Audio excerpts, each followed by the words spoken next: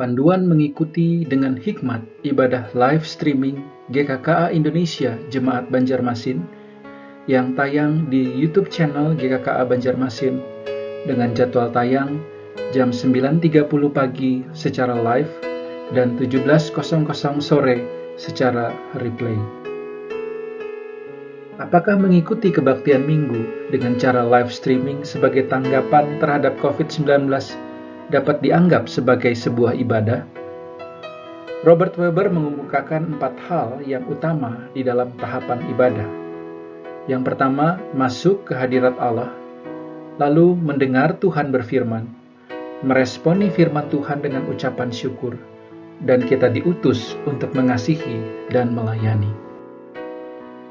Jika kita ingin kebaktian minggu dengan cara live streaming menjadi sebuah tindakan beribadah, maka kita harus dengan sengaja berusaha masuk ke hadirat Tuhan, memberikan perhatian penuh ketika Tuhan berbicara, menanggapi firman-Nya dengan ucapan syukur, dan akhirnya berkomitmen untuk mengasihi dan melayani dunia. Namun realitasnya, banyak orang yang mengikuti kebaktian minggu dengan cara live streaming tidak dengan sengaja mengambil langkah pertama untuk masuk ke hadirat Allah. Contoh, saat minggu pagi ketika baru saja terbangun dari tidur, masih dengan menggunakan baju tidur, kemudian menyalakan komputer atau gadget, lalu menonton kebaktian minggu sambil mempersiapkan sarapan, dan setelahnya sambil menyantap sarapan tersebut. Jika yang terjadi demikian, maka ibadah kemudian tidak lagi bersifat transenden atau kudus. Ibadah minggu akhirnya hanya menjadi sekedar makanan tambahan untuk sarapan di hari Minggu. Lalu bagaimana kita melakukan ibadah live streaming? Jika bersama dengan keluarga, maka pada hari Minggu itu bangunlah lebih awal untuk sarapan bersama. Bersekutulah di meja makan dan nikmatilah itu sebagai hari di mana bisa bersantai menikmati makan pagi bersama dengan keluarga.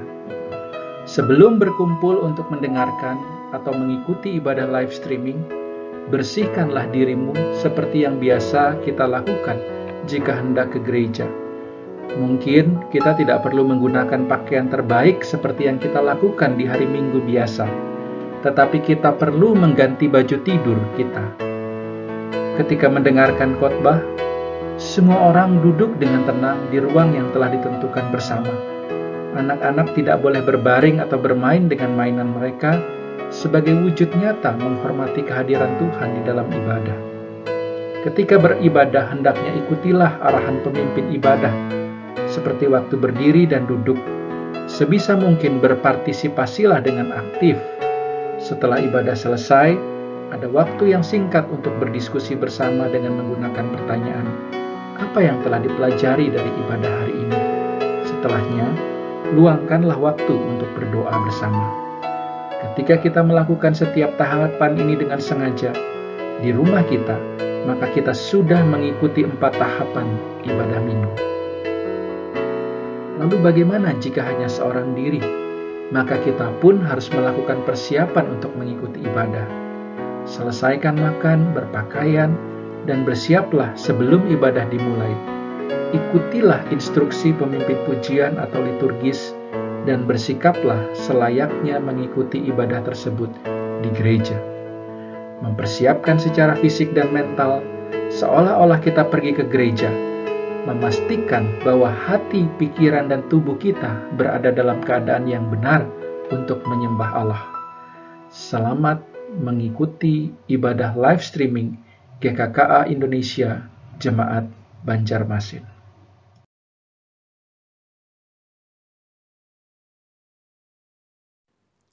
Shalom jemaat yang terkasih dalam nama Tuhan Yesus Kristus. Saya mengucapkan selamat hari Minggu dan selamat beribadah bagi kita semua. Kita patut bersyukur oleh karena anugerah Tuhan boleh melayakkan kita untuk datang di hadirat-Nya pada saat ini. Saya mengajak Bapak Ibu Saudara untuk bersama-sama mempersiapkan hati kita untuk memasuki tahtanya yang kudus. Saya mempersilahkan jemaat Tuhan untuk bersaat teduh.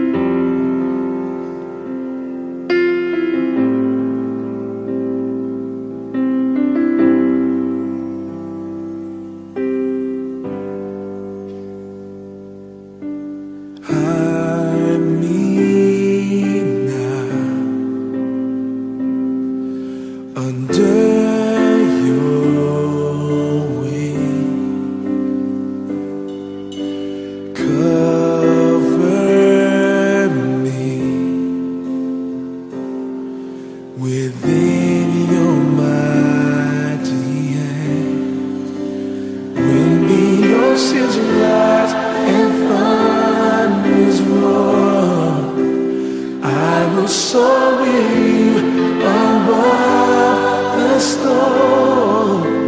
Father, you are King over the flood.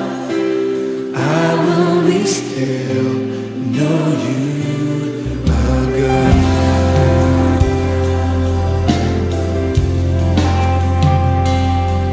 Find rest my soul in Christ alone. Know His power in quietness and trust. When the oceans rise and thunders roar, I will soar with you above the storm. Father, you are King over the night. I will be still, know you are God. When the oceans rise and thunders roar, I will soar with you above the storm. Father, you are King over the flood. I will be still, know you are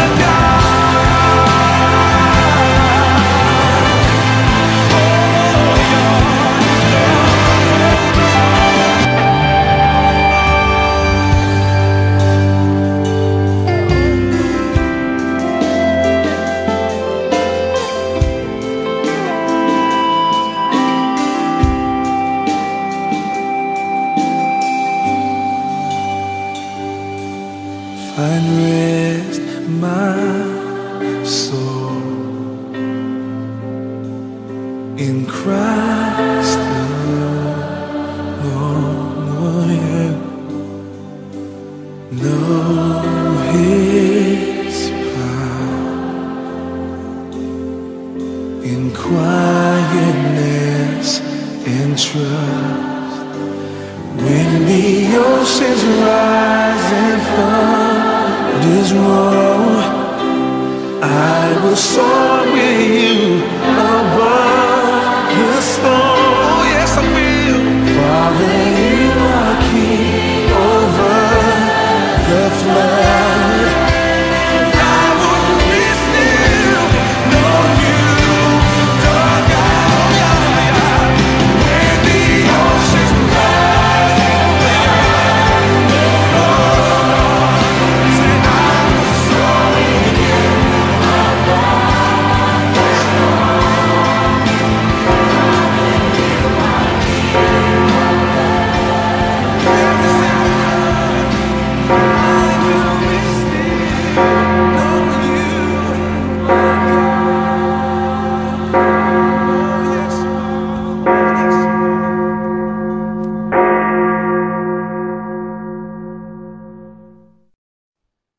Puji syukur kepada Tuhan yang telah memberikan kita semua kesempatan untuk bisa datang ke hadirat Tuhan, berkumpul bersama beribadah. Sekalipun kita terpisah jarak dan berada di rumah masing-masing, tetapi kita tetap boleh beribadah melalui fasilitas yang ada. Oleh karena itu saya mengundang jemaat sekalian yang berada di rumah untuk bangkit berdiri dan dengarkanlah panggilan ibadah yang terambil dari Mazmur 111 ayat 1 dan ayatnya yang ketiga. Haleluya, aku mau bersyukur kepada Tuhan dengan segenap hati dalam lingkungan orang-orang benar dan dalam jemaah. Agung dan bersemarak pekerjaannya dan keadilannya tetap untuk selama-lamanya. Ibadah kita pada hari ini, kita mulai dengan satu pengakuan bahwa pertolongan kita adalah dalam nama Tuhan yang menjadikan langit dan bumi. Ibadah kita pada saat ini ditabiskan dalam nama Allah Bapa, Putra, dan Roh Kudus. Kasih karunia, rahmat, dan damai sejahtera dari Allah Bapa kita dan Kristus Yesus Tuhan kita, dan persekutuan Roh Kudus menyertai saudara. Amin. Ya, pujilah Tuhan karena kasih dan anugerah-Nya. Pujilah Tuhan karena segala perbuatan-Nya yang ajaib. Mari agungkan nama Tuhan dengan puji-pujian. Mulia bagi Allah. Mulia bagi Allah, kasih-Nya besar, putranya diberikan untuk kau berdosa. Dia rela disalib bagi manusia, terbukalah pintu selamat bagiku. Pujilah, pujilah, dengarlah sabdanya Tuhan. Pujilah, pujilah, umat bergiranglah. Umat bergiranglah menghadap Allah di antara anaknya. Nabrak penebusan mulia baginya. Darah anaknya jadi penebusan. Itu janjinya bagi yang percaya.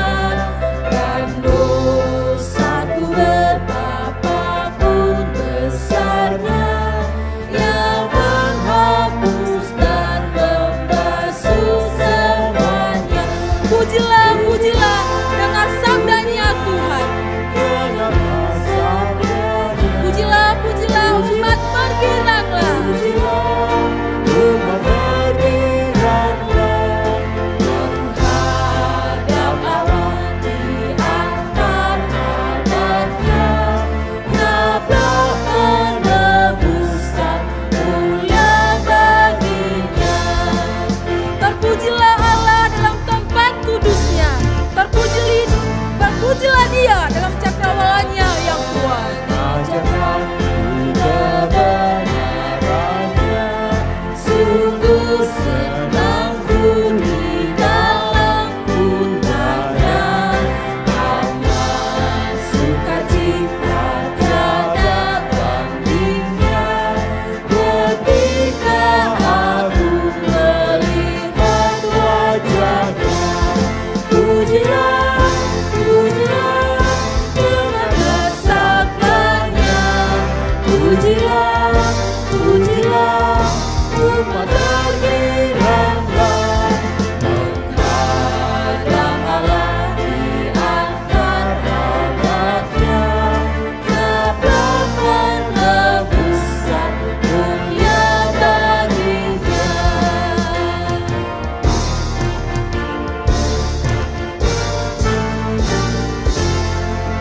Saya persilakan jemaat Tuhan untuk duduk kembali.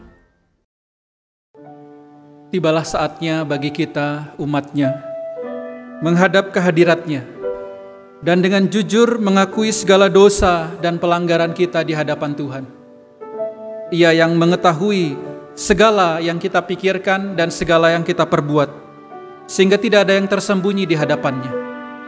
Tetapi Ia memberi kepada kita kesempatan untuk mengaku dengan jujur segala dosa dan pelanggaran kita. Oleh karena itu saya memberi kesempatan kepada Bapak Ibu Saudara, mari kita berdoa di hadapan-Nya.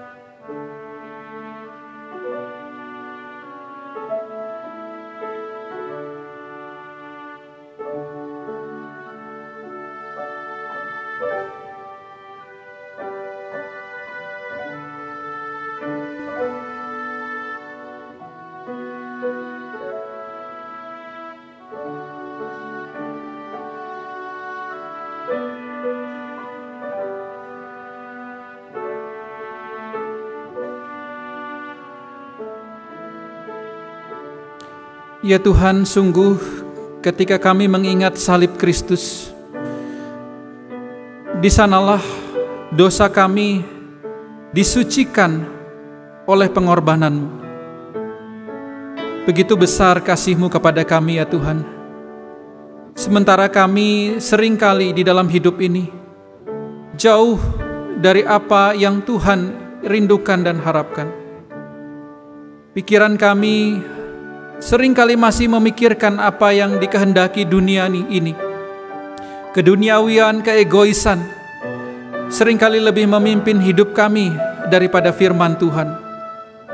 Ampuni kami ya Tuhan.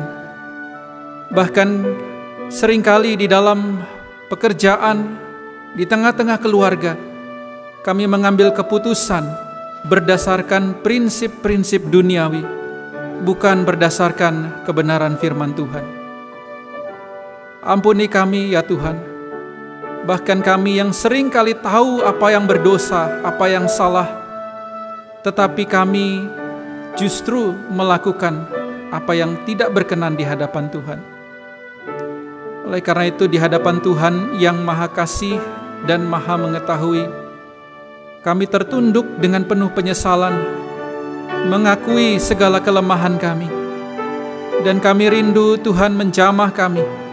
Kami rindu Tuhan memulihkan kami, menolong kami, karena kami tahu kami tidak sanggup untuk hidup di dalam jalan kebenaran Tuhan tanpa kekuatan. Ampuni kami ya Tuhan, dan biarlah kiranya Engkau senantiasa berbicara kepada kami. Ketika kami dalam dosa, dalam kesalahan, Engkau menegur kami ya Tuhan. Terima kasih untuk salib-Mu, terima kasih untuk pengorbanan. Dalam nama Tuhan Yesus, kami naikkan doa pengakuan dosa ini. Amin.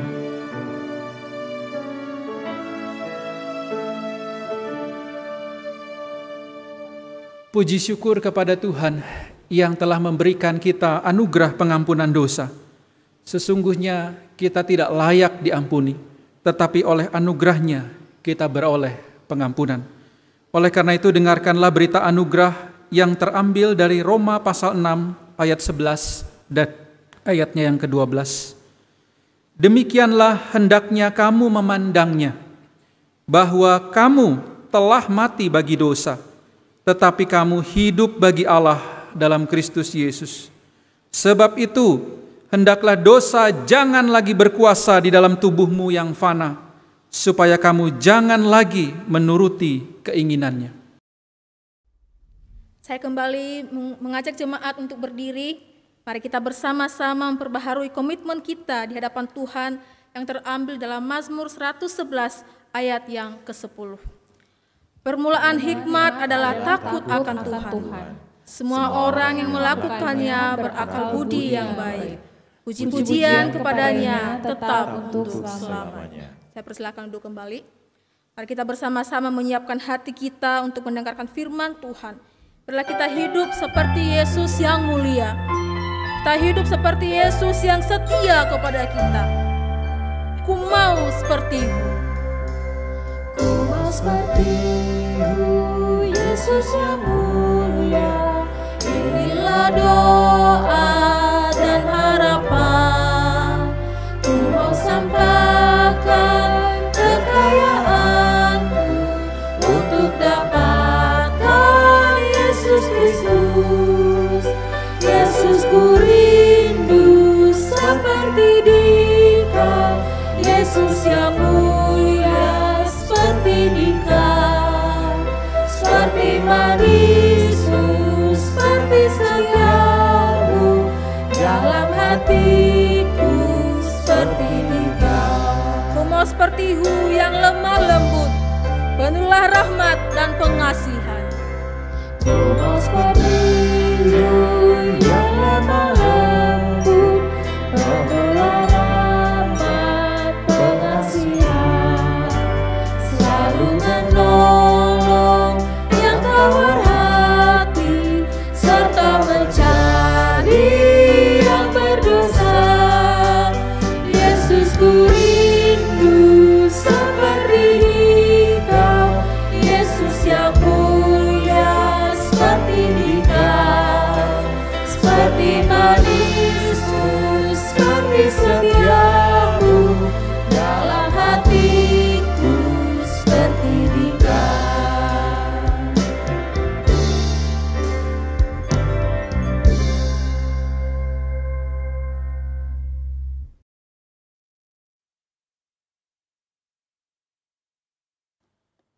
Shalom Bapak Ibu Saudara, mari sebelum kita mendengarkan firman Tuhan, kita tunduk kepala dan kita berdoa mohon pimpinan Tuhan. Bapa di dalam surga, kami bersyukur, berterima kasih untuk hari ini ketika Tuhan bukan hanya hadir sama-sama dengan kami, di tengah-tengah kami, sekalipun kami berada di rumah, tetapi Tuhan juga menyapa kami melalui firman Tuhan, dan Engkau memakai hamba-Mu di dalam segala kelemahannya sebagai manusia untuk menyampaikan kebenaran firman Tuhan. Oleh karena itu mohon Engkau memberkati baik hamba-Mu maupun kami semua yang mendengarkan firman Tuhan, sehingga kami mengalami perubahan melalui firman-Mu. Terima kasih, ini doa kami dalam nama Tuhan Yesus kami sudah berdoa. Amin. Bapak Ibu Saudara, di awal bulan ini kita masuk di dalam satu tema sebagaimana yang saya sudah pernah sampaikan ya, bahwa kita memang banyak akan bicara tentang keluarga. Tapi di tengah-tengah itu kita tetap juga memperhatikan topik-topik yang lain yang kami rasa Bapak Ibu juga perlu. Namun secara khusus memang kita rindu, kita mulai semua dari keluarga, sehingga melalui keluarga yang kokoh kita semua boleh memberikan dampak kepada lingkungan sekitar, bahkan bangsa serta dunia ini. Hari ini tema kita adalah mandat kepala keluarga yang diambil dari Efesus 6 ayat 4. Namun sebelum kita membaca bersama-sama bagian itu, saya mengajak saudara melihat satu survei singkat saudara ya, yang berusaha dikerjakan. Ini sebenarnya riset yang saya lakukan dalam rangka mencari apa korelasi atau hubungan antara kualitas hubungan suami istri dan nanti dikaitkan dengan pertumbuhan kerohanian anak. Apakah misalnya kalau semakin baik kualitas hubungan antara suami dan istri, itu berpengaruh terhadap karakter atau kerohanian anak. Dan pertanyaan-pertanyaan dari riset itu saudara, 3 pertanyaan ya.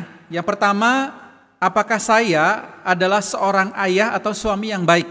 Nah, sambil saudara dengarkan ini coba pikir-pikir gitu ya. Kalau diberi skala 1 paling buruk, 10 saya paling baik, kira-kira saya menilai diri saya ini seorang ayah atau suami yang baik di skala berapa? Lalu sebagai ibu atau istri, apakah saya seorang ibu atau istri yang baik? Nah, coba masing-masing juga nilai sendiri ya. Lalu sebagai anak, nah apakah saya ini seorang anak yang baik terhadap orang tua saya? Nilai skala 1 sampai 10. Nah, menarik riset ini coba dilakukan saudara ya. Lalu pertanyaan yang kedua yang menyusul setelah itu, mengapa saya merasa, kalau dijawab tadi kurang baik, kenapa kok merasa kurang baik? Atau sebaliknya, kenapa saya merasa cukup baik di dalam hal yang sudah saya jawab di atas? Nah, kebanyakan jawabannya gini ya. Oh, saya merasa kurang baik karena saya belum melakukan tanggung jawab atau sudah melakukan tanggung jawab tertentu. Atau jawaban yang kedua terbanyak adalah saya merasa belum melakukan yang terbaik. Nah, nggak tahu ini sama enggak dengan jawaban Bapak Ibu Saudara di rumah. Nah, saudara, pertanyaan ini bukan asal merasa Bapak Ibu Saudara. Riset yang dilakukan ini banyak pertanyaan yang menjadi tolak ukurnya. Misalnya ketika kita merasa sudah cukup baik, ada pertanyaan-pertanyaan seperti ini. Oke, berapa lama Anda bersama dengan anak Anda dalam satu hari? Kalau Anda adalah seorang pekerja gitu ya, berapa lama? Ada jawaban kira-kira jamnya. Lalu jika ada waktu libur, saya lebih banyak memanfaatkan waktu untuk apa? Di sana ada pilihan menjalani hobi pribadi atau bersama anak atau cari tambahan penghasilan. Aktivitas apa yang Anda jalani kalau Anda bersama dengan anak Anda? Ini pertanyaan buat ayah, nanti buat ibu terpisah gitu ya. Tidak ada misalnya. Atau nonton televisi bareng anak, jalan-jalan bermain dan seterusnya Bapak Ibu Saudara ya. Saya tidak akan bacakan pertanyaan-pertanyaan riset ini, tetapi saya akan paparkan sedikit hasilnya. Yang menarik adalah gini. Ketika ditanya apakah saya seorang ayah atau suami yang baik, nah saudara, rata-rata ternyata pria atau ayah atau suami itu punya nilai 6 kalau dari skala 1 sampai 10 ya. Ini biasa kalau penelitian kuantitatif ada istilah mean, median, dan modus ya. Nah, nilai yang paling banyak muncul atau modusnya itu 6. Jadi pria memang seakan-akan dia merasa kurang percaya diri kalau dia bilang, saya ini bukan ayah yang terlalu baik. Nah, ada yang nulis 8, tapi ada yang nulis di bawah. Tapi nilai tengahnya, menariknya mediannya adalah 6. Lalu ibu atau istri itu menariknya lebih pede. Mungkin karena dia merasa dia selalu bersama anaknya ya. Nilainya 7.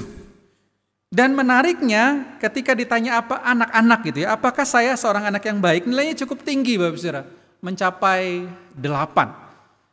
Nah, apa yang bisa kita lihat di sini ketika kita bicara secara khusus tentang kepala keluarga atau seorang ayah, ternyata dari hasil riset kecil ini Bapak Ibu Saudara kita bisa lihat bahwa sebenarnya banyak suami atau para ayah yang merasa mereka tidak cukup baik menjadi seorang ayah atau merasa belum cukup baik, tetapi mereka tidak berdaya dengan kondisi itu. Nah, inilah Saudara sehingga kita begitu penting membahas tema ini Saudara ya. Dan tema ini Saudara sebenarnya bisa dibuat jauh lebih luas lagi. Misalnya, apakah saya seorang sahabat yang baik? Apakah saya seorang murid yang baik? Kalau saya sebagai guru, apakah saya seorang guru yang baik? Seorang jemaat yang baik? Seorang pelayan yang baik? Seorang pengusaha yang baik atau karyawan yang baik? Dan kita nilai Saudara ya, seberapa baik sih sebenarnya kita menilai diri dan orang lain nanti menilai diri kita. Dan Saudara ingat bahwa maksud baik sini Saudara nanti juga bukan hanya ditekankan sebagai satu perbuatan, tetapi sesuai dengan standar kebenaran firman Tuhan. Ingat Saudara, tema gereja kita membangun keluarga kerajaan Allah yang kokoh, maka kita perlu memperhatikan betapa pentingnya Saudara, para suami, para istri, anak-anak menjalankan perannya. Karena kita tahu bahwa kita ingin memulai dari keluarga, dan itu semua harus diawali dari seorang kepala keluarga. Jadi kalau hari ini firman hari ini berbicara kepada kepala keluarga secara khusus, bukan berarti anggota keluarga yang lain tidak terlibat di dalamnya. Saudara, kita perlu bertanya kenapa? Kenapa Tuhan menempatkan saya sebagai suami, sebagai ayah, sebagai kepala keluarga? Atau kalau kita seorang wanita, kenapa Tuhan menempatkan saya sebagai istri, sebagai ibu? Atau ketika kita sebagai anak di dalam keluarga, kenapa Tuhan menempatkan saya sebagai anak? Atau lebih luas lagi, kenapa saya ditempatkan Tuhan sebagai sahabat Dia? Sebagai pimpinan di perusahaan ini, sebagai karyawan di perusahaan ini. Menarik ada 2 buku Saudara, yang mengatakan penilaiannya demikian Saudara. Hari ini Patrick Morley berkata Saudara, banyak orang termasuk orang Kristen menjalani hidupnya itu day by day. Ya pokoknya jalani aja lah hidup ini. Mereka tidak lagi bertanya mengapa. Seperti saya katakan tadi, kita perlu bertanya mengapa. Tidak lagi mencari tujuan hidup yang Allah berikan dan bertanya kenapa Tuhan? Kenapa Tuhan tempatkan saya di sini? Kenapa Tuhan menjadikan saya sebagai suami dari istri yang begini? Saudara, kita tidak lagi bertanya mengapa, tapi ya sudah jalani saja. Gordon Smith, Saudara, dalam bukunya Courage and Calling, Saudara, juga mengatakan hal yang hampir mirip. Dia katakan demikian, krisis terbesar dalam hidup manusia hari ini adalah kehilangan makna atau tujuan dari apa yang dikerjakannya. Jadi akhirnya menjalani pekerjaan ya kerjakan saja gitu ya, menghasilkan uang ya buat kecukupan. Sehingga Saudara tidak lagi memaknai itu, tidak lagi merasa apakah benar-benar ini yang Tuhan kehendaki. Tidak ada lagi hal seperti itu Saudara. Dan kalaupun ada, dia katakan, itu bersumber dari nilai-nilai yang rendah. Maksudnya rendah di sini Saudara, mereka mulai memaknai itu semua untuk uang misalnya, untuk kepuasan diri, untuk penghormatan diri. Ini yang disebut Gordon Smith sebagai satu nilai-nilai yang rendah, menjadikan itu sebagai tujuan hidup. Oleh karena itu Saudara, hari ini secara khusus kita bicara tentang mandat kepala keluarga atau ayah. Maka kita bertanya, kenapa? Suami dan ayah memiliki peran penting dalam keluarga sebagai seorang kepala keluarga. Dan peran tersebut, Saudara, perlu didukung oleh peran-peran lainnya. Seperti didukung oleh istri, didukung oleh anak, bahkan didukung oleh semua anggota keluarga. Saudara, menarik, beberapa hari yang lalu saya coba riset, Saudara, di Litbang Kompas. Ternyata ketika seorang anak kehilangan peran ayah itu dampaknya begitu buruk, Saudara. Ada satu data, Saudara bisa cari sebenarnya di internet ya. Anak remaja dikatakan remaja putri, usia 13-17 tahun itu banyak yang terjerumus dalam hubungan seks di luar nikah. Kenapa Saudara? Karena dia kehilangan peran ayahnya. Dia tidak bisa mendapatkan peran ayah yang baik, sehingga akhirnya terjerumus dalam masalah seks di luar nikah. Bahkan om-om sudah mereka pacarin. Kenapa? Karena dia kehilangan figur ayah. Karena relasi dan hubungan dengan ayah yang tidak baik, dan anak putrinya ini mencari figur pria yang ia dambakan dalam pria lain. Akhirnya dia terjerumus ke dalam relasi yang salah. Ini menurut riset saudara, karena peran ayah atau relasi dengan ayah yang buruk. Bahkan dalam riset tersebut sudah dikatakan bahwa banyak anak pria, remaja pria itu terjerumus dalam hubungan homoseksual. Kenapa saudara? Karena dia tidak dapat figur ayah yang harusnya diberikan oleh seorang bapak atau seorang ayah kepada anaknya. Sehingga dia tidak bisa mengelola perasaannya bagaimana berelasi dengan sesama pria. Bahkan saudara, menarik, seorang bernama Bill Glass, seorang penginjil yang melayani di penjara saudara ya. Dia seminggu sekali di penjara melayani. Di sana dikatakan saudara, dia bilang ketika dia mewawancarai narapidana terpidana mati, saudara, 90% terpidana mati mengatakan mereka benci ayahnya. Saudara, ini hasil yang mengerikan saudara, ketika anak-anak itu kehilangan figur ayah atau ayahnya menjalankan peran yang buruk saudara, membawa keluarga ke dalam satu kehancuran. Nah saudara, oleh karena itu perlu sekali saudara kita melihat apa sih sebenarnya yang Tuhan kehendaki bagi seorang ayah. Efesus 6 ayat 4 saudara saya bacakan. Dan kamu bapak-bapak, janganlah bangkitkan amarah di dalam hati anak-anakmu, tetapi didiklah mereka di dalam ajaran dan nasihat Tuhan. Engkau ayah, engkau bapak, ingatlah ayat ini sebagai mandat bagimu. Bahwa jangan bangkitkan amarah dalam hati anak-anak, tetapi didiklah, perhatikan kata ini saudara, didik mereka di dalam bukan ajaran kita, tetapi ajaran dan nasihat Tuhan. Saudara, kita ketika dikatakan sebagai ayah, sebenarnya ada 3 tingkatan relasi. Yang pertama, relasi status. Ya, kita disebut ayah karena kita melahirkan anak. Kita menikahi seorang wanita lalu melahirkan anak, otomatis secara status kita adalah ayah. Tetapi saudara, ini adalah level relasi yang paling rendah. Kita hanya dianggap ayah karena kita punya hubungan biologis. Tetapi ada level yang kedua yang disebut hubungan tanggung jawab. Dia disebut ayah bukan hanya karena dia melahirkan kita atau dia melahirkan seorang anak, tapi dia disebut ayah karena dia punya tanggung jawab. Dia memberikan pendidikan, dia memberikan kesehatan, dia memberikan makanan dan minuman. Dia bertanggung jawab, saudara. Tapi ini pun sebenarnya hanya tahap level yang kedua, saudara.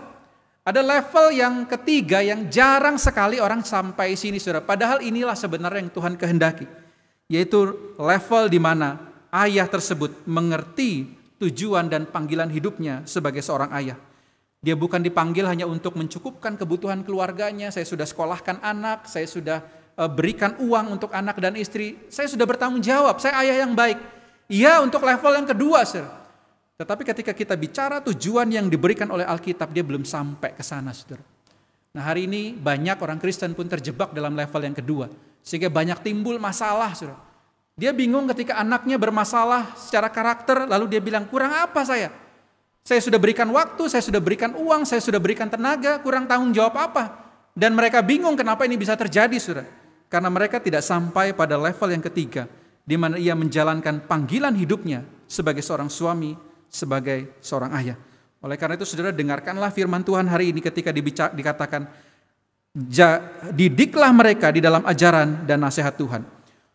Saudara, kenapa ayat ini diberikan, saudara? Ada konteks yang menarik, karena waktu itu sebenarnya dalam budaya Romawi, para ayah Roma, saudara, waktu itu punya karakter, saudara, atau punya budaya, ketika mereka tidak suka anak tersebut, maka mereka boleh membuang anak itu. Saudara, kalau ingat film 300, saudara ya, ada seorang tokoh yang buruk rupa, yang akhirnya mengkhianati Leonidas itu ya. Itu dikatakan anak itu dibuang, kenapa saudara? Karena dia buruk rupa, ayahnya nggak suka, dibuang begitu saja. Tapi sebenarnya ini saudara sesuai dengan budaya waktu itu. Ada satu tempat saudara ya di Romawi kuno itu di mana ada kuburan bayi-bayi. Tempat di mana anak-anak yang tidak diinginkan dibuang waktu mereka baru lahir. Terutama paling banyak anak perempuan. Bahkan anak laki-laki pun kalau dirasa ada kurangnya atau apa sudah dibuang karena tidak diinginkan oleh papanya. Sehingga begitu mudahnya waktu itu budaya waktu itu saudara menolak anak. Nah saudara, Hal ini menjadi budaya waktu itu, sehingga Paulus mengingatkan kepada orang percaya, jangan ikutin budaya Romawi waktu itu. Sebagai ayah, jangan mentang-mentang kita punya kuasa gitu saudara, kita mau suka sama anak yang baik, anak yang pintar kadang-kadang saudara, lalu kalau tidak suka kemudian disingkirkan. Saudara, prinsip ini terkadang terbawa ke zaman modern saudara. Bukankah hari ini banyak bapak-bapak saudara ya, yang kalau dia tidak suka dengan anak itu, entah melawan bapaknya, entah prestasinya buruk, bukankah yang keluar ikat pinggang saudara, pukulan. Sehingga anak-anak betul-betul merasakan penganiayaan, ditolak. Kenapa? Karena bapaknya nggak suka. Padahal rasa sukanya kemudian itu didasarkan pada sesuatu yang juga tidak jelas standar ayahnya. Pernah ada satu humor saudara ya, dia marah karena anaknya nilai rapotnya itu 4, ini humor saudara. Kok 4 nilai marah gitu, mau dipukul. Terus anaknya bilang, "Pak tunggu Pak, itu rapot bukan punya saya. Loh ini rapot siapa? Itu rapot papa gitu." Ternyata papanya juga dulu nilainya jelek, tetapi dia marah sama anaknya karena nilainya jelek, saudara. Sehingga dipukul, dianiaya, dan ini banyak terjadi, saudara. Bukan hanya penganiayaan, saudara. Hari ini banyak juga orang tua yang gak peduli anaknya sehingga anaknya bermain sendiri, saudara. Ada satu film yang pernah saya tonton, saudara, ini tentang boneka Chucky, saudara ya. Anak yang kehilangan ayahnya, lalu akhirnya dia dibelikan oleh mamanya itu boneka, dia bermain dan dengan boneka itu, dan boneka itu bahkan sampai mempengaruhi dia, disuruh membunuh orang. Saudara. Nah saudara, betapa mengerikannya, bahkan banyak ayah yang meninggalkan anak-anaknya secara sengaja. Saudara. Sehingga saudara, ini mirip sebenarnya dengan kisah zaman Romawi dulu. Banyak ayah-ayah yang mengabaikan tanggung jawabnya, kemudian menolak anak-anak yang tidak ia sukai, tidak diinginkan olehnya. Padahal firman Tuhan berkata, bukannya hajar mereka dalam arti tolak mereka, tetapi didiklah mereka justru dalam ajaran dan nasihat Tuhan. Kalau mereka hari ini di dalam jalan yang sesat, tanggung jawab ayah untuk mendidik mereka sebenarnya. Nah saudara, jangan bangkitkan amarah mereka dengan segala tindakan ini saudara. Nah bagaimana seharusnya kita saudara? Nah ini satu lagi berita saudara, ini berita terbaru saudara, kira-kira saya dapat kemarin saudara ya. Nah di sini dikatakan ada satu video yang viral, suami tega menyiksa istri di depan anak, saudara. Wah, ini tidak usah dicari, saudara, tapi ini beneran sempat viral. Bagaimana seorang tua begitu, orang ayah gitu ya, begitu kejam menyiksa istrinya di depan anaknya. Bayangkan, saudara, ini bukan mendidik anak di dalam ajaran dan nasihat Tuhan, tapi mendidik anak melakukan kekerasan. Jangan heran nanti mereka jadi orang-orang yang melakukan kekerasan juga. Sehingga saudara, hari ini ketika firman Tuhan bicara saudara, sebenarnya mempertanyakan peran ayah, apakah mereka sudah mendidik anak-anak mereka di dalam ajaran dan nasihat daripada firman Tuhan. Nah saudara, bagaimana kita mendidik mereka di dalam ajaran dan nasihat firman Tuhan saudara? Tentunya kita bukan hanya harus sampai kepada tingkat relasi tanggung jawab, sekedar melakukan tanggung jawab, tapi kita mau sampai kepada relasi yang sesuai dengan tujuan ilahi. Yaitu apa saudara? Yang pertama saudara, temukan tujuan atau panggilan hidup itu di dalam firman Tuhan. Ulangan 6 ayat 6-7 saudara, disinilah panggilan seorang ayah diberikan yang menjadi dasar Efesus tadi saudara. Apa yang kuperintahkan kepadamu pada hari ini haruslah engkau perhatikan, haruslah engkau ajarkan berulang-ulang kepada anak-anakmu, membicarakannya apabila engkau duduk di rumahmu, dan seterusnya saudara. Saudara, siapakah engkau di sini saudara? Banyak orang pikir ya ini tanggung jawab semua, tanggung jawab istri, tanggung jawab ayah, tanggung jawab keluarga, mendidik anak-anak. Tapi menariknya saudara, kalau kita teliti di dalam bahasa aslinya, bahasa Ibrani, ternyata saudara, kata engkau itu ada jenis kelaminnya. Jenis kelamin kata itu maksudnya saudara, kalau misalnya bahasa Inggris ya, untuk menunjuk kepada pria dia pakai he, atau menunjuk kepada wanita dia pakai she. Nah ini saudara, dalam bahasa Ibrani ketika dia tunjuk engkau saudara, itu ternyata ada jenis kelaminnya, itu maskulin. Sehingga jelas saudara, melalui Alkitab bahasa Ibrani kita bisa melihat bahwa sebenarnya ketika Tuhan katakan haruslah engkau perhatikan dan engkau ajarkan, saudara, ini menunjuk kepada kaum pria, kaum bapak, kaum suami. Ini tanggung jawab mereka saudara.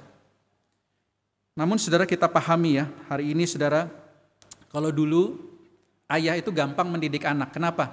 Dulu pekerjaan orang tuh di ladang, di sawah gitu ya. Jadi anak-anak dekat mereka, anak-anak enggak sekolah saudara. Anak-anak sekolahnya bersama keluarga, sehingga gampang mendidik anak. Lalu masuk era industri. Era industri, orang tua mulai bekerja di luar, bahkan kadang ibunya juga kerja di luar, anaknya di rumah. Sehingga peran pendidikan mulai diserahkan kepada sekolah, tidak lagi mendidik mereka. Bahkan saudara, di zaman modern apa yang terjadi saudara? Ya ini ada gambar ini saudara ya. Kemana ayahnya kira-kira saudara? Hilang, kenapa saudara? Karena bekerja, ini di era industrialisasi saudara ya. Sehingga ada pertanyaan ketika Kaleng Kongguan ini ada, di mana ayah? Ya ayahnya sedang bekerja. Nah menariknya saudara, di zaman modern bahkan di masa pandemi ini yang terjadi, semua pulang ke rumah. Semua kembali ke rumah. Tapi saudara, sekalipun mereka dekat, mereka sebenarnya jauh. Mereka terpisah. Sehingga pendidikan anak seringkali terabaikan saudara dari masa ke masa. Dulu lebih mudah. Nah bagaimana saudara melaksanakan panggilan Tuhan di zaman digital ini, bahkan masa pandemi hari ini saudara? Maka saudara, prinsip utamanya seperti yang kita dengar tadi dari Alkitab saudara ya. Tugas pendidikan anak sebagai mandat Tuhan kepada ayah tidak boleh diabaikan dengan alasan tidak punya waktu. Apa yang bisa kita lakukan saudara? Kita harus sediakan waktu secara khusus, atau pilihan kedua, manfaatkan waktu yang ada. Seringkali kita bilang, aduh contoh gak ada waktu gitu ya. Pagi ayah sudah kerja, pulang malam, kadang harus lembur, bawa pekerjaan dari rumah. Kalau tidak bisa sediakan waktu, manfaatkan waktu yang ada gitu ya. Kapan kita punya waktu bersama anak, gunakan itu sebaik-baiknya. Sehingga jangan ada alasan bagi kita mengabaikan anak-anak kita karena tidak punya waktu. Sudah ada kisah seorang nelayan sudah ya. Dia setiap hari tangkap ikan, dia kerja dari pagi sampai siang, lalu dia pulang ke rumah. Lalu seorang pengusaha gitu ya, lihat dia bilang, Pak Bapak kerja sampai jam berapa? Sampai jam 12. Ya. Waduh sayang Pak, coba Bapak kerja sampai jam 6 sore, Bapak akan bisa dapat tangkapan 2 kali lipat. Terus dia tanya, untuk apa saya kerja sampai sore kalau gitu? Loh dengan tangkapan 2 kali lipat, Bapak bisa punya uang 2 kali lebih banyak. Lalu dia katakan, kalau sudah saya punya uang 2 kali lebih banyak, terus buat apa? Bapak bisa beli kapal lagi, bisa gaji karyawan, Bapak punya 10 kapal. Lalu dia bilang, oke saya sudah punya 10 kapal, terus untuk apa? Lalu Bapak setelah dapat uang beli 10 kapal, beli 50 kapal. Oke setelah saya dapat 50 kapal buat apa? Bapak bisa masuk ke pasar saham, kemudian orang akan invest. Kemudian Bapak akan punya 1000 kapal untuk bisa menjalankan usaha Bapak. Lalu Bapak akan punya banyak uang. Oke, setelah saya punya banyak uang, lalu apa? Dia bilang, Bapak bisa bersantai bersama dengan keluarga di rumah. Terus dia bilang, hari ini saya kerja dari pagi sampai jam 12, jam 1 sampai besoknya saya bisa bersantai dengan keluarga di rumah. Kalau hanya untuk bersantai dengan keluarga di rumah, saya harus mengorbankan segala sesuatunya. Maka dia bilang, ya sebaiknya saya nggak usah ngikutin ide kamu gitu ya. Kenapa saudara? Karena dia rasa dia sudah bersantai di rumah kok dengan segala sesuatu yang ada. Nah saudara, menarik kisah ini saudara, ketika kita tidak lagi mempertanyakan kenapa kita begitu banyak mengorbankan waktu, energi, tetapi kita kehilangan sesuatu yang berharga, yaitu kebersamaan dengan keluarga kita. Nah saudara, hal yang kedua saudara, selain daripada ambillah itu dari firman Tuhan, yang kedua adalah didiklah anak dalam ajaran dan nasihat Tuhan. Bagaimana kita mendidik anak dalam ajaran dan nasihat Tuhan saudara?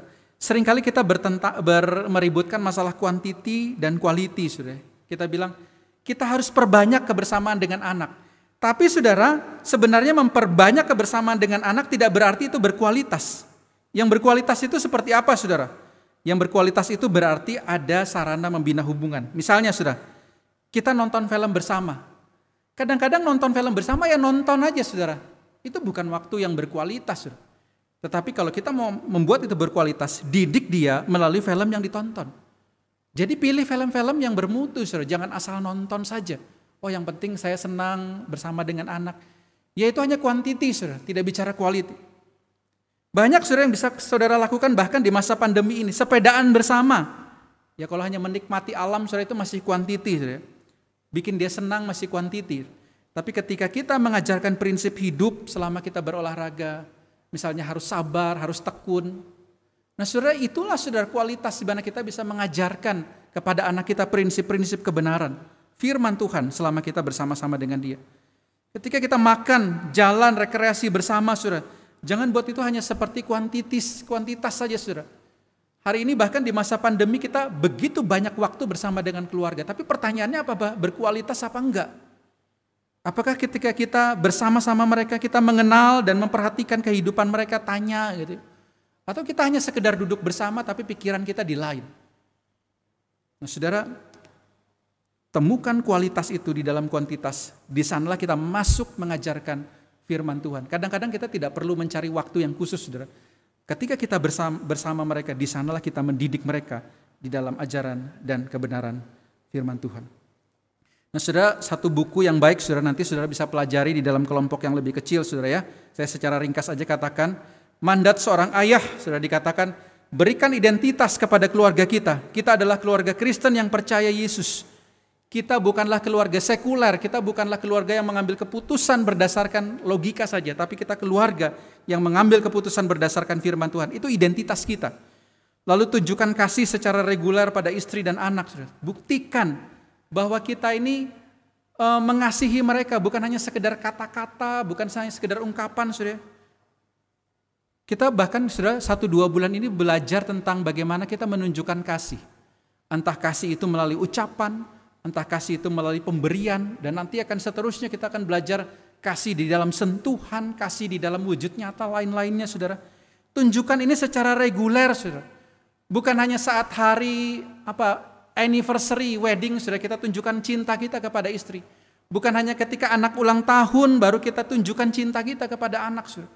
Bukan ketika istri suami ulang tahun kita tunjukkan cinta kita saudara. Tapi tunjukkan secara reguler bahwa kita mengasihi istri dan anak-anak kita. Bahkan kalau kita ingin anak tahu bahwa kita mengasihi dia, saudara, buku ini katakan bahwa tunjukkan itu kepada kita mengasihi istri. Peluk anak, saudara. Katakan kita mengasihi mereka di depan anak kita, di depan istri kita. Saudara, inilah seharusnya peran ayah, saudara. Menanamkan kasih dengan menunjukkannya itu secara reguler, baik kepada istri dan kepada anak. Yang ketiga, saudara, sebagai ayah, hormati pribadi dan dunia anggota keluarga lainnya. Seringkali saudara kita begitu otoriter, pengen menguasai dunia mereka. Sehingga anak-anak atau tidak punya ruang pribadi atau istri tidak punya ruang pribadi. Kita pengen tahu, pengen menguasai semua saudara. Tetapi di sini kita belajar hormati saudara. Ada hal-hal yang bagi mereka itu begitu personal untuk mereka sendiri. Saudara kita belajar menghargai. Kenapa saudara? Karena mereka adalah sebuah pribadi, bukanlah objek kita. Berikutnya saudara yang seringkali kita gagal, haruslah tepati janji saudara. Nah ini saudara, kadang-kadang ayah, suami ya, kepada istri sering tidak tepat janji, apalagi kepada anak. Seringkali hanya ngomong saya saudara. Di sini anak belajar bagaimana tidak tepat janji dari siapa saudara? Dari ayahnya. Ayahnya lah yang harus mengajarkan dia menepati janji. Yang kelima saudara, berikan anak-anak kesempatan untuk gagal. Seringkali saudara kita tidak memberikan kesempatan mereka untuk jatuh dan gagal. Kita mau mereka berhasil, ketika mereka gagal kita begitu marah, begitu murka. Tapi justru saudara, dalam bagian ini dikatakan berikan dia kesempatan untuk gagal lalu bangkit. Karena dari kegagalanlah mereka belajar untuk tangguh dan kuat. Untuk bangkit kemudian menghadapi segala tantangan. Kalau kita tidak pernah berikan mereka kesempatan untuk gagal saudara. Mereka mau jatuh kita langsung cepat-cepat bantu gitu saudara. Mereka tidak akan pernah belajar bagaimana harus menghadapi kehidupan ini dan bergantung pada kita sepenuhnya. Saudara kita harus menyiapkan anak-anak kita untuk gagal karena dalam hidup kita akan banyak melalui kegagalan. Yang keenam saudara, jadilah pendorong semangat bagi keluarga. Jadi saudara ya, jangan melemahkan semangat keluarga. Misalnya anak-anak bilang, "Pak, aku mau ikut lomba ini." Lalu kita bilang, "Alah, kamu tuh nggak mungkin gitu ya. Mau ikut lomba matematika, kamu aja bodoh gitu." Saudara justru dorong mereka, beri semangat mereka, dan apapun hasil yang mereka raih, kita hargai itu, beri semangat. Saudara. Inilah harusnya peran ayah menjadi pendorong semangat bagi keluarganya. Lalu yang ketujuh, saudara, atau yang terakhir, bangunlah hubungan di atas firman Tuhan, bukan hikmat manusia. Ketika kita mengatakan, "Nak, kamu harus jujur jadi orang," kita katakan bukan supaya kamu kaya atau sukses, bukan. Tapi kamu harus jujur oleh karena firman Tuhan katakan demikian, dan dia ciptakan kita untuk berperilaku demikian. Saudara, dasarnya adalah firman Tuhan, bukan hikmat manusia. Lalu saudara, kalau kita tahu peran ayah, apa yang bisa kita lakukan untuk mendukung suami, mendukung ayah? Yang pertama saudara, hargailah setiap pengorbanan dan jerih lelah suami atau ayah kita. Seringkali kita hanya menghargai sesuatu yang spektakuler.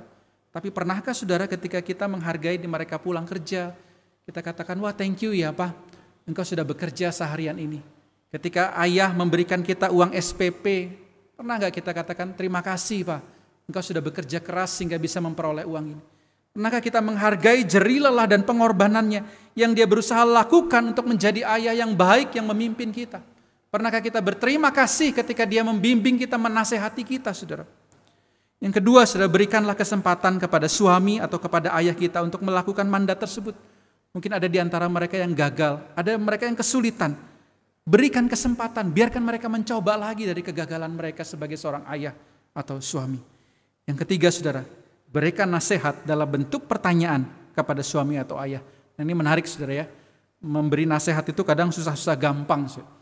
Tapi saudara, cara paling baik kalau kita menasehati suami atau ayah dalam bentuk pertanyaan. Saya pernah ditanya gini, Pak, apakah betul prinsip Kristen atau cara Tuhan itu seperti itu gitu ya? Seringkali kita langsung menuduh gitu ya, wah itu salah, itu dosa itu gitu ya, langsung menghakimi. Tetapi kita berikan mereka nasihat dalam bentuk satu pertanyaan, apakah benar gitu? Bukankah kata Alkitab demikian?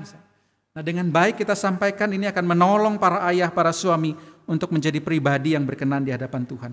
Yang keempat, saudara, suami atau ayah, saya tidak berjalan dalam kebenaran Tuhan, bagaimana? Doakan dan bagikan kebenaran serta hidup saudara sebagai orang Kristen. Kalaupun dia tidak menjalankan mandatnya, kalaupun dia rusak, saudara, dia jatuh di dalam dosa, doakan dan bagikan kebenaran melalui hidup kita sebagai orang percaya, orang Kristen. Kalau Anda seorang single parent, saya nggak punya ayah lagi, saya nggak punya orang tua. Berikanlah saudara nilai-nilai kebenaran ini pada keluarga atau orang lain. Kita semua bisa berperan, sekalipun hari ini kita bukanlah seorang ayah, kita bukanlah seorang suami. Tapi bagi seorang ayah, bagi seorang suami, ingatlah mandat yang sebelumnya. Nah saudara, berikutnya,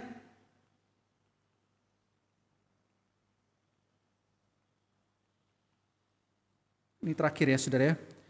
Di akhir khotbah saya saudara, saya ingin menunjukkan kepada kita satu video. Bagaimana seharusnya ayah itu saudara kepada anak-anaknya. Dipersilahkan multimedia untuk memutarkan video ini.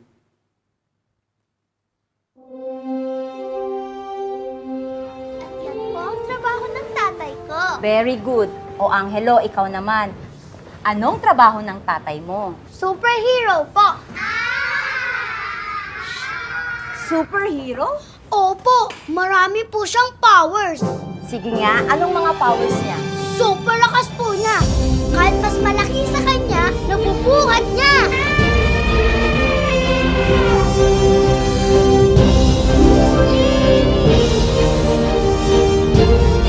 Tsaka super bilis niyang tumakbo.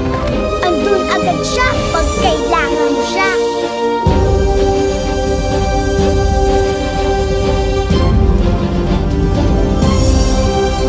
Kaya rin labasan ang iniisip mo bago ka pa magsalita.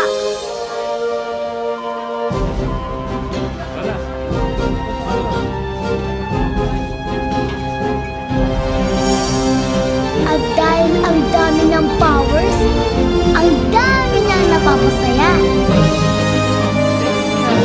Kaya pagdaki ko, gusto ko maging super ng tatay ko.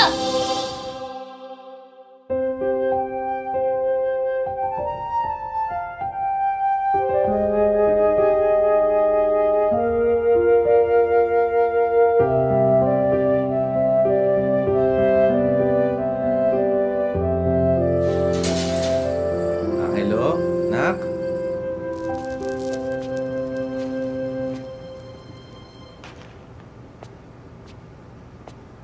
Tay,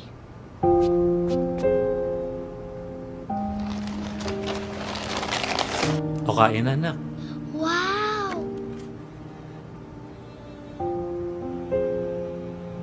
Tay, kayo po. Okay lang ako, anak. Makita lang kitang busog. Busog na rin ako. Oh, Para di po mawala ang powers niya.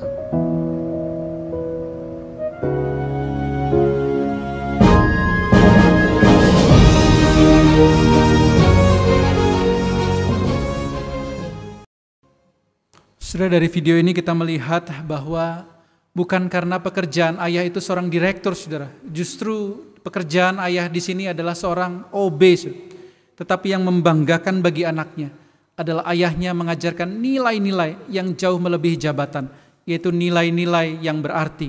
Saudara, bagaimana dengan kita sebagai ayah? Apakah kita mengajarkan kebenaran firman Tuhan? Apakah kita mewariskan apa yang menjadi nilai-nilai kekekalan dalam hidup mereka? Saudara, kalau hari ini kita belum lakukan, mari saudara lakukan sebagaimana firman katakan, didiklah mereka sesuai ajaran dan nasihat Tuhan. Kiranya Tuhan menolong para ayah di dalam menjalankan perannya sebagai kepala keluarga. Mari kita berdoa. Bapa di surga, terima kasih firman Tuhan hari ini mengingatkan kepada para ayah, kepada kepala keluarga. Firman Tuhan berkata bahwa sebagai ayah, sebagai kepala keluarga kami punya kewajiban mendidik anak sesuai ajaran dan nasihat Tuhan. Oleh karena itu, dari manakah kami tahu ajaran dan nasihat Tuhan itu? Kami pun terlebih dahulu harus dididik oleh kebenaran firman Tuhan. Oleh karena itu, tolong para ayah, para suami, untuk boleh juga berjuang untuk mau diajar dan dididik kebenaran firman Tuhan, sehingga mereka pun boleh mengajar dan mendidik keluarga mereka, anak-anak mereka, untuk boleh juga menjadi anak-anak yang terdidik sesuai dengan ajaran dan nasihat Tuhan. Dan tolong kami Tuhan, sebagai istri, sebagai anak-anak, untuk boleh taat dan boleh terus mendoakan suami, ayah kami, sehingga mereka boleh menjalankan mandat kepala keluarga yang Tuhan sudah berikan melalui firman-Mu. Terima kasih. Kami serahkan juga setiap kami dalam peran kami masing-masing, baik kami yang berperan sebagai istri, sebagai anak, sebagai karyawan, sebagai pengusaha, supaya kami juga sungguh-sungguh memikirkan apa peran kami, sehingga kami menjalankan peran sesuai dengan kebenaran firman Tuhan. Ini doa kami, dalam nama Tuhan Yesus kami sudah berdoa. Amin. Saya kembali mengundang Bapak Ibu Saudara untuk bangkit berdiri. Kita akan bersama-sama mengakui iman percaya kita di hadapan Tuhan yang berbunyi demikian. Aku percaya kepada Allah Bapa yang Maha Kuasa, Khalik langit dan bumi, dan kepada Yesus Kristus anaknya yang tunggal Tuhan kita, yang dikandung daripada Roh Kudus, lahir dari anak darah Maria, yang menderita sengsara di bawah pemerintahan Pontius Pilatus, disalibkan, mati dan dikuburkan, turun ke dalam kerajaan maut, pada hari yang ketiga bangkit pula dari antara orang mati, naik ke sorga, duduk di sebelah kanan Allah Bapa yang Maha Kuasa. Dan dari sana ia akan datang untuk menghakimi orang yang hidup dan yang mati. Aku percaya kepada Roh Kudus, gereja yang kudus dan am, persekutuan orang kudus, pengampunan dosa, kebangkitan orang mati, dan hidup yang kekal. Amin. Saya persilakan duduk kembali. Saatnya kita akan memberikan persembahan kita. Hari ini ada 2 persembahan. Yang pertama persembahan syukur dan yang kedua adalah persembahan perpuluhan. Persembahan dapat Bapak Ibu berikan melalui transfer melalui rekening BCA dan juga rekening Danamon dengan nomor rekening yang sudah tertera di layar Bapak Ibu masing-masing. Atau juga bisa melalui scan kode QR yang sudah tertera di layar Bapak Ibu dengan menggunakan aplikasi online. Untuk persembahan perpuluhan, mohon Bapak Ibu boleh menambahkan Rp10 di belakang uang yang ditransfer. Sebelumnya, mari dengarkan firman Tuhan di dalam Imamat 27 ayat ke-30. Demikianlah juga segala persembahan perpuluhan dari tanah, baik dari hasil benih di tanah maupun dari buah pohon-pohonan, adalah milik Tuhan. Itulah persembahan kudus bagi Tuhan.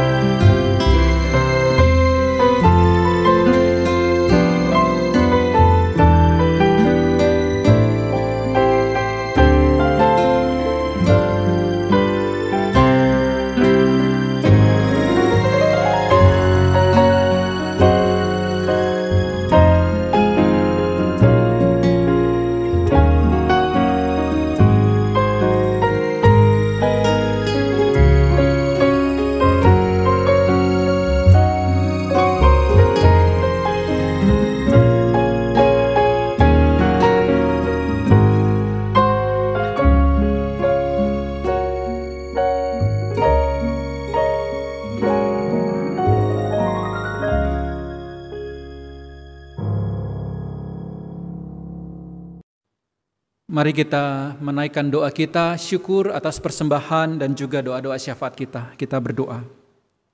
Ya Tuhan, kami bersyukur kalau kami boleh memberikan persembahan berupa uang kami, bahkan kami bersyukur juga bagi kami yang memberi persembahan melalui tenaga, bahkan pelayanan kami.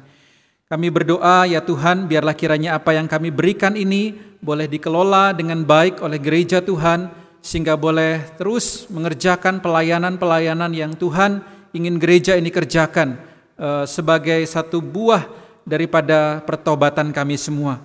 Terima kasih ya Tuhan, karena sesungguhnya siapakah kami sehingga kami layak untuk memberi Tuhan. Tuhanlah yang empunya segalanya. Tetapi ketika Tuhan memberikan kami kesempatan untuk memberi, sungguh itu adalah anugerah dari Tuhan. Berkati setiap keluarga di dalam usaha pencaharian mereka, di tengah-tengah kondisi pandemi hari ini kami tahu tidak mudah bagi kami untuk bekerja, menghasilkan sesuatu. Tapi kami percaya Tuhan yang akan menolong kami, memberikan hikmat, bahkan jalan keluar di dalam pergumulan kami. Terima kasih, kami juga mau menaikkan doa-doa syafaat kami mau berdoa untuk keluarga-keluarga yang pada hari ini telah hadir bersama mendengarkan firman Tuhan.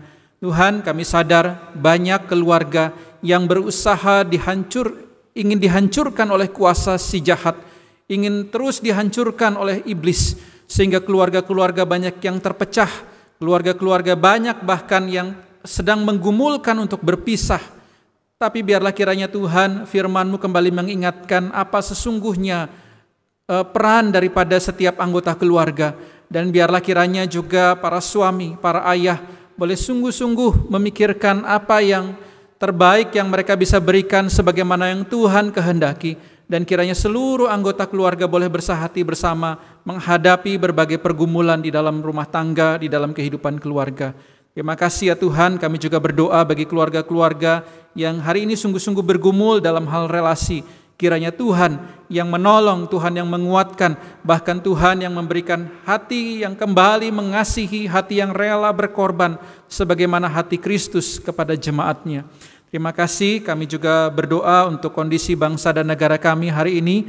Kami tahu dampak perekonomian yang begitu besar, biarlah kiranya Tuhan menolong pemerintah membuat kebijakan-kebijakan yang terbaik, yang mana untuk kepentingan rakyat dan bangsa dan negara.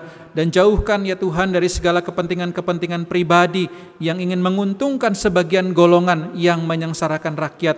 Tolong juga pemimpin bangsa kami, Pak Presiden dan juga seluruh jajarannya, kiranya Tuhan juga berikan hikmat dan juga setiap kebijakan kiranya boleh mensejahterakan rakyat. Terima kasih, kami juga serahkan dampak ekonomi yang terjadi pada bangsa kami, berikan juga hikmat kepada jajaran pemerintahan untuk bisa memulihkan kondisi ekonomi bangsa. Kami juga berdoa untuk kondisi penyakit yang saat ini masih ada, biarlah kiranya Tuhan usaha daripada tim untuk vaksin, bahkan untuk pengobatan mereka yang sakit, kiranya Tuhan juga yang menolong, Tuhan yang menjamah sehingga mereka juga yang sakit boleh dipulihkan, dan vaksin yang terus diteliti kiranya boleh disempurnakan dan boleh memulihkan kondisi dan penyakit ini boleh segera berakhir. Kami bahkan berdoa juga mengingat saudara-saudara kami yang sakit, dalam sakit apapun, mereka yang terbaring di rumah maupun mereka yang terbaring di rumah sakit, kami mengingat mereka, kami mendoakan mereka, biarlah kiranya Tuhan yang menolong. Terkhusus hamba-Mu Pendeta Paulina Lo, biarlah kiranya Tuhan juga yang menolong hamba-Mu ini dalam kondisi kesehatannya, juga jemaat lain yang sakit, yang lemah, bahkan yang sudah lama terbaring di rumah, mereka yang usia lanjut, kami juga mengingat mereka dalam doa-doa kami, dan kiranya Tuhan memberikan mereka kekuatan dan pengharapan. Terima kasih ya Tuhan, inilah doa-doa kami yakin Tuhan mendengar, dan Tuhan pasti menjawab sesuai waktu, sesuai kehendak, dan rencana Tuhan pasti yang terbaik. Terima kasih, dan kami akan akhiri doa ini dengan menaikkan doa Bapa kami sebagaimana yang Tuhan Yesus ajarkan kepada kami. Bapa kami yang di sorga, dikuduskanlah nama-Mu, datanglah kerajaan-Mu, jadilah kehendak-Mu di bumi seperti di sorga. Berikanlah kami pada hari ini makanan kami yang secukupnya, dan ampunilah kami akan kesalahan kami, seperti kami juga mengampuni orang yang bersalah kepada kami. Dan janganlah membawa kami ke dalam pencobaan, tetapi lepaskanlah kami daripada yang jahat, karena Engkaulah yang mempunyai kerajaan dan kuasa dan kemuliaan sampai selama-lamanya. Amin. Jemaat yang dikasihi Tuhan, kita sudah menaikkan pujian kita, bahkan sudah mendengarkan firman Tuhan, serta memberikan persembahan kita. Kini tibalah saatnya bagi kita untuk diutus, dan dengarkanlah ayat pengutusan bagi kita semua. Arahkanlah hatimu kepada Tuhan, pergilah ke dalam dunia dengan damai, milikilah keberanian, pertahankanlah apa yang baik, jangan lakukan yang jahat, hiburlah mereka yang tawar hati, kuatkanlah yang lemah, bantulah yang menderita, hormati semua orang, kasihi dan layanilah Tuhan, bersukacitalah dalam kuasa Roh Kudus. Amin. Kita akan mengakhiri ibadah kita minggu hari ini. Puji Allah Bapa, Putra, dan Roh Kudus.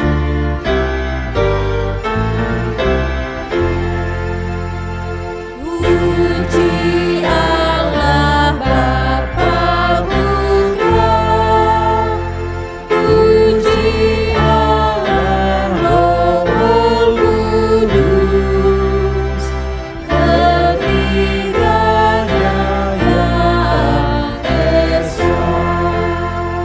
Pohon selamat sumber berkah.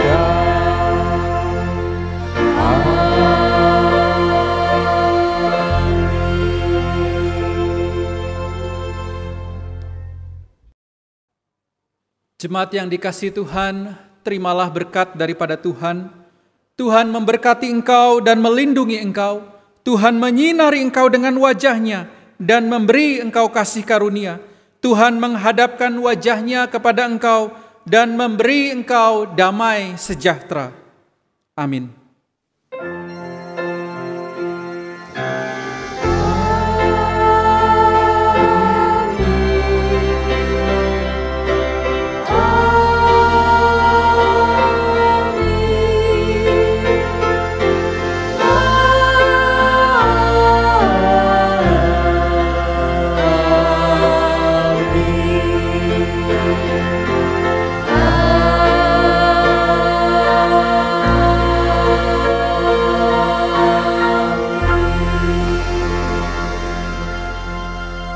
Jemaat, saya persilakan duduk kembali. Ibadah kita saat ini telah selesai. Silakan bersaat teduh. Setelah ini kita akan bersama-sama menyaksikan warta gereja. Selamat hari Minggu, Tuhan Yesus memberkati.